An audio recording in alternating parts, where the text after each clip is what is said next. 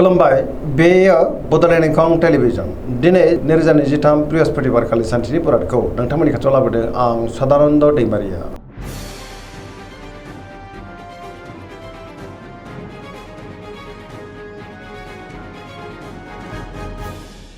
सिगां फरायनो लादों मेष राशि गिबि हांखो अ ल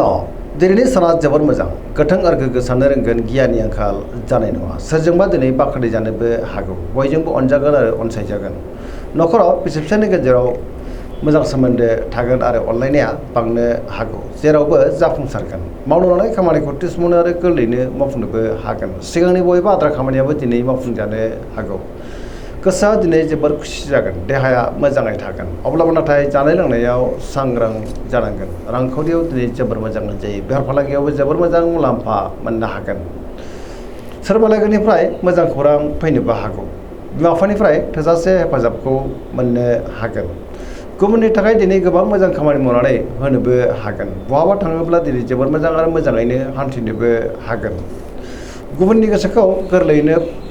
बोनो हागोन आरो लाइमोनफ्रा गावबा गावनि गोसोनि साननायखौ फोरमायलायनोबो हागोन पजिटिभ एनार्जिनि गोहोम गोग्लैगोन जोबोर रमान्टिकबो जानो हागौ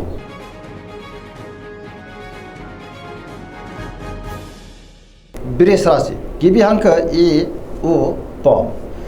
दिनैनि साना जोबोर मोजां गोसोखौ दिनै जोबोर गोजोननाय मोनगोन गोसोनि साननायफ्रा मोगथाङाव जाफुंनोबो हागौ गुबुननि थाखाय गोबां मोजां खामानि मावनानै होनोबो हागोन सोरजोंबा बाख्नाय जानोबो हागौ गियाननि आंखाल जानाय नङा रांखावरियाव जोबोर मोजां बेफार फालांगियावबो जोबोर मोजां मोननो गोनांखौ दिनै मोननो हागौ न'खराव बिसि फिसायनि गेजेराव अननानै फैगोन देहाया दिनै मोजाङैनो थागोन गोबां मोजां खाबुबो दिनै मोननो हागौ गोसोनि साननायफ्रा मोगथाङाव जाफुंनोबो हागौ पजिटिभ एनार्जिनि गोहोम गोग्लैगोन लाइमोनफ्रा दिनै जोबोर रमान्टिक जागोन आरो गावबा गावनि गोसोनि साननायखौ फोरमायलायनोबो हागोन गोसोआव गोथों आरो गोग्गो साननाय फैगोन गियाननि आंखाल जानाय नङा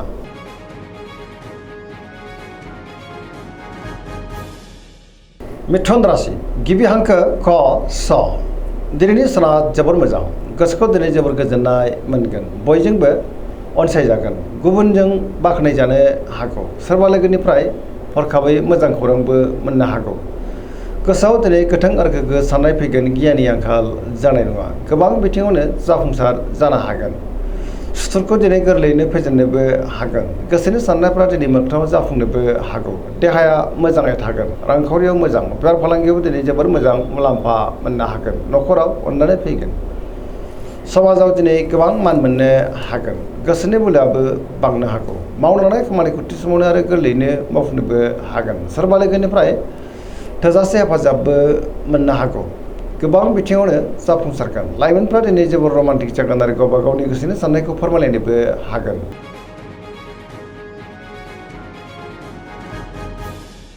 कर्कट राशि गिबि हांखो ड ह दिनैनि साना मोजां आरो गाज्रिनि गेजेरजों बाबेनलांनो हागौ गोसोनि साननायफ्रा देबोर नांनोबो हागौ गुबुनजों मोजां सोमोन्दो लाखिनो गोब्राब जागोन सोरजोंबा रायखोमा जानोबो हागौ गोसोनि साननायफ्रा देबोर नांगोन गोसोआव दिनै नेगेटिभ साननायबो फैनो हागौ मावनो लानाय खामानिखौ मावफुंनो गोब्राब जानोबो हागौ रांखावरियाव मोजां अब्लाबो नाथाय खरसायाबो बांगोन बेफार फालांगियाव मोजां होनजायो सोरजोंबा रायखोमा जानोबो हागौ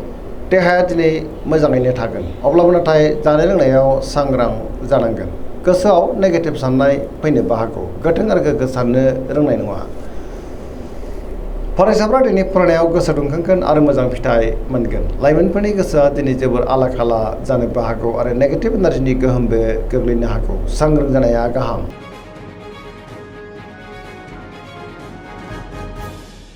सिंह राशि गिबि हांखो म थ दिनैनि साना जोबोर मोजां बयजोंबो बाख्नाय जानो हागौ गुबुननिफ्राय थोजासे हेफाजाबबो मोननो हागोन गोसोआव गोथों आरो गोग्गो साननाय फैगोन गियाननि आंखाल जानाय नङा बहानिफ्रायबा मोजां खौरांबो मोननो हागौ गोसोनि साननायफ्रा दिनै मोगथाङाव जाफुंगोन गुबुनजों मोजां सोमोन्दो लाखिनो रोंगोन मावनो लानाय खामानिखौ थि समावनो आरो गोरलैयैनो मावफुंनोबो हागोन सिगांनि बयबो आद्रा खामानियाबो दिनै मावफुंजानो हागौ रांखावरियाव जोबोर मोजां होनजायो बेफार फालांगियावबो दिनै जोबोर मोजां मुलाम्फा मोनगोन मोननो गोनांखौबो दिनै मोननो हागौ गोसोनि साननायफ्रा मोगथाङाव जाफुंनोबो हागौ न'खराव अननाया बांगोन सोरजोंबा बाख्नाय जानो हागौ गुबुननि गोसोखौ दिनै गोरलैयैनो बोनोबो हागोन देहायाबो दिनै मोजाङै थागोन गुबुननि थाखाय गोबां मोजां खामानि मावनानै होनोबो हागोन आरो पजिटिभ एनार्जिनि गोहोम गोग्लैगोन।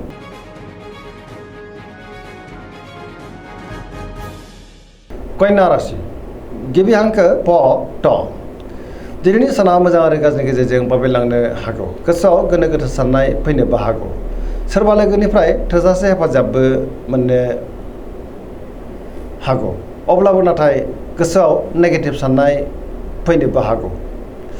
गुबुननि थाखाय नाङा फाङा जेंनायाव गोग्लैनांनोबो हागौ गोसोआव गोनो गोथो साननाय फैगोन आरो गियाननि आंखाल जानो हागौ रांखावरियाव दिनै बारा मोजां नङा नाङा फाङा खरसाया बांनो हागौ बेफार फालांगियाव दिनै बारा मोजां नङा होनजायो देहाया मोजाङै थागोन अब्लाबो नाथाय जानाय लोंनायाव सांग्रां जानांगोन नेगेटिभ एनार्जिनि गोहोम गोग्लैनोबो हागौ मोनफ्रोमबो बिथिङावनो सांग्रां जानांगोन सोरजोंबा रायखोमा जानोबो हागौ गुबुनजों मोजां सोमोन्दो लाखिनो गोब्राब जानोबो हागौ लाइमोनफ्रा दिनै जोबोर आला खाला जागोन।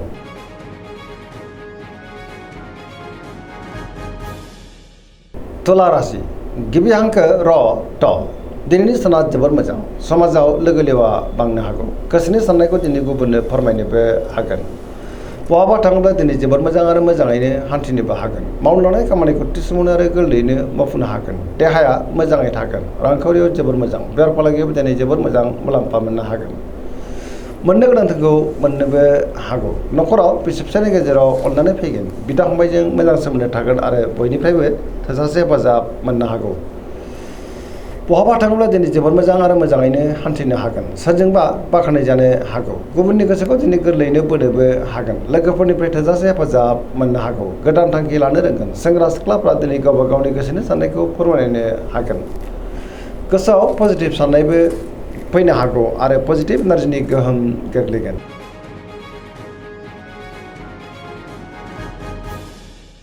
वृश्चिक राशि गिबि हांखो न स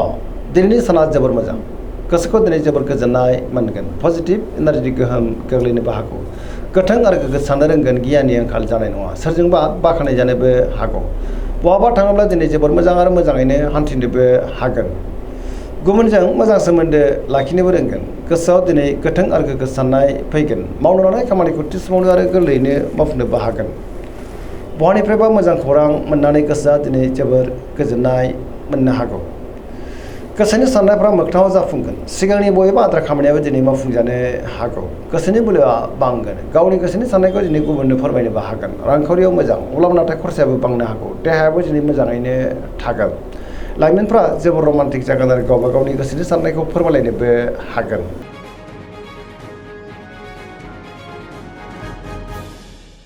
धनु राशि गिबि हांखो ढ फ भ दिनैनि साना जोबोर मोजां गोसोखौ दिनै जोबोर गोजोननाय मोनगोन सोरजोंबा बाख्नाय जानानै गोसोआ दिनै जोबोर खुसि जागोन गोसोआव गोथों आरो गोग्गो साननाय फैगोन गियाननि आंखाल जानाय नङा मावनो लानाय खामानिखौ थि समावनो आरो गोरलैयैनो मावफुंनोबो हागोन गोसोनि साननायफ्रा मोगथाङाव जाफुंनोबो हागौ रांखावरियाव मोजां बेफार फालांगियावबो मोजां होनजायो अब्लाबो नाथाय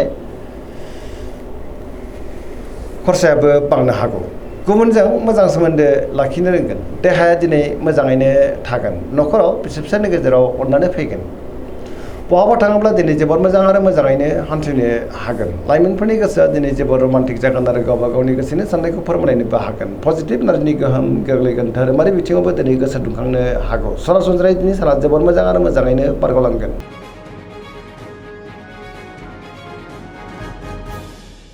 मकर राशि गिबि हांखो ख ज दिनैनि साना जोबोर मोजां गोसोखौ दिनै जोबोर गोजोननाय मोनगोन सोरबा लोगोजों बाख्नाय जानानै गोसोआ दिनै जोबोर खुसि जागोन गोसोआव गोथों आरो गोग्गो साननाय फैगोन गियाननि आंखाल जानाय नङा मावनो लानाय खामानिखौ थि समावनो आरो गोरलैयैनो मावफुंनोबो हागोन माबा नङा माबा मोनसे मोजां खौरां मोननोबो हागौ रांखावरियाव दिनै जोबोर मोजां आरो मोजाङैनो आयाबो बांगोन बेफार फालांगियावबो दिनै जोबोर मोजां मुलाम्फा मोननो हागौ गुबुनजों मोजां सोमोन्दो लाखिनोबो रोंगोन मावनो लानाय खामानिखौ थि समावनो आरो गोरलैयैनो मावफुंनो हानानै गोसोआ दिनै जोबोर खुसि जागोन न'खराव अननानै फैगोन बिदा फंबायनिफ्राय दिनै थोजासे हेफाजाबबो मोननो हागौ सेंग्रा सिख्लाफ्रा जोबोर रमान्टिक जागोन आरो गावबा गावनि गोसोनि साननायखौ फोरमायलायनोबो हागोन।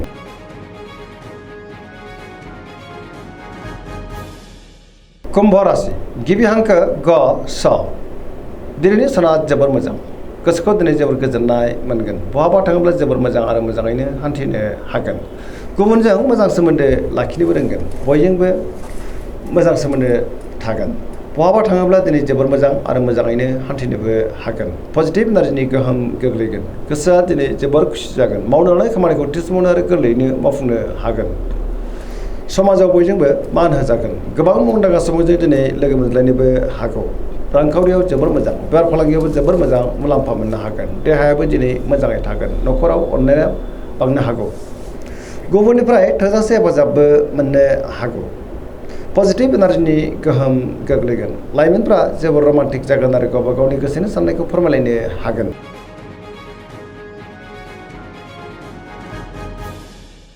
मीन राशि गिबि हांखो ड स दिनैनि साना जोबोर मोजां बयजोंबो अनजागोन आरो अनसायजागोन गोजोन आरो गाहाम थासारिखौ मोननो हागोन सिगांनि बबेबा आद्रा खामानिखौबो दिनै मावफुंनो हागोन गोबां जेंनाखौ सुस्रांनो हागोन गोसोआ दिनै जोबोर खुसि जागोन गोथों आरो गोग्गो साननो रोंगोन गियाननि आंखाल जानाय नङा पजिटिभ साननो रोंगोन गोसोनि बोलोआबो दिनै बांनो हागौ गावनि गोसोनि साननायखौ गुबुननो फोरमायनोबो हागोन देहाया दिनै मोजाङै थागोन अब्लाबो नाथाय जानाय लोंनायाव सांग्रां जानांगोन रांखावरियाव जोबोर मोजां बेफार फालांगियावबो दिनै जोबोर मोजां मुलाम्फा मोननो हागोन सिगांनि बबेबा आद्रा खामानिखौ दिनै मावफुंनो हानानै गोसोआ दिनै जोबोर खुसि जागोन लाइमोनफ्रा गावबा गावनि गोसोनि साननायखौ फोरमायलायनो हागोन आरो फरायसाफ्राबो दिनै फरायनायाव गोसो दुंखांगोन आरो मोजां फिथाइ मोनगोन पजिटिभ एनार्जिनि गोहोम गोग्लैगोन दिनैनि राशि फरायनाय एसेनोसै जोबनायाव बेखौनो खावलायो जाहाथे नोंथांमोना सानफ्रोमबो जोंनि बे बड'लेण्ड इंखं टेलिभिजनखौ नायबाय थायो आरो साबस्क्राइब खालामो लोगोसे लाइक खालामो आरो शेयार खालामो एसेनोसै गोजोन्थों